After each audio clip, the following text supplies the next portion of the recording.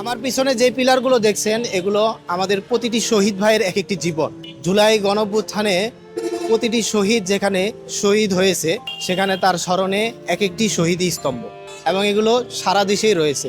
তবে আমরা এখন বর্তমান অবস্থান করতেছি যাত্রাবাড়িতে। এখানে সবচাইতে বেশি শহীদী স্তম্ভগুলো রয়েছে এবং সবচাইতে বেশি বেহাল দশা এই যাত্রাবাড়ি শহীদী স্তম্ভগুলো। সরকার শহীদী স্তম্ভগুলো তৈরি করেছে ঠিকই, কিন্তু এগুলো যেমন টিকসই নয় তেমনি এগুলো রক্ষণাবেক্ষণ করা, যথাযথ সংরক্ষণের কোনো উদ্যোগ নেয়নি। দেখতে পাচ্ছেন যাত্রাবাড়ি শত শত শহীদী স্তম্ভগুলো ময়লার মাঝে দাঁড়িয়ে আছে, কিন্তু এই জায়গাগুলোতেই আমাদের ভাইদের রক্ত ঝরেছিল।